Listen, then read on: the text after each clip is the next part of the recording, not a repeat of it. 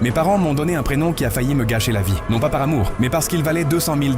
Mon vrai prénom n'était pas Emma, mais Gertrude. Mes parents ont gardé ce prénom car le fonds de fiducie de ma grand-tante promettait 200 000 $ à sa petite fille, si elle conservait exactement le même prénom jusqu'à ses 18 ans. Pour eux, j'étais un investissement. Pour moi, c'est devenu un cauchemar. En CP, ma maîtresse a crié « Gertrude !» La classe a éclaté de rire. À partir de ce jour, tout le monde m'appelait grand-mère. Les enfants me demandaient où était mon bébé. Ils faisaient semblant de tricoter à chaque fois que je passais. J'ai supplié mes parents de me laisser utiliser mon deuxième prénom, Emma. Ils ont refusé. Ce n'est qu'un prénom, a dit ma mère. Attends d'avoir 18 ans, a ajouté mon père. Au lycée, c'était encore pire. De faux comptes sur les réseaux sociaux me harcelaient chaque semaine. J'ai quitté le théâtre, la seule chose que j'aimais vraiment, car je ne supportais plus d'entendre ce nom devant tout le monde. Puis, la plus grande opportunité de ma vie s'est présentée. J'ai auditionné pour une formation d'acteur à New York. La metteuse en scène a adoré ma prestation, jusqu'à ce qu'elle voie ma candidature. Elle a souri et m'a demandé « Gertrude, ce sont les papiers de votre grand-mère ?» Tout le monde a ri. J'ai été paralysé. J'ai oublié tout mon texte et je suis parti. Ce soir-là, j'ai dit à mes parents que je ne voulais plus de l'argent. Je voulais retrouver ma vie. Ma mère a répondu « Tu sais combien de personnes seraient ravies d'être moquées pour 200 000 $? C'est là que j'ai compris. Ils se souciaient plus de l'argent que de moi. Le jour de mes 18 ans, je suis allé directement au tribunal. J'ai légalement changé de nom pour Emma Grace Collins. Mes parents étaient furieux. Non pas parce que j'avais changé de nom, mais parce qu'ils avaient perdu leur héritage. Un mois plus tard, l'avocate de ma tante m'a appelé. Elle m'a remis une lettre qu'elle avait écrite. Elle a écrit « Je voulais simplement que mon héritage aille à quelqu'un qui soit fier de porter mon nom, pas à quelqu'un qui y était obligé. » Après avoir entendu mon histoire, elle m'a tendu une autre enveloppe. Ce n'était pas 200 000 $,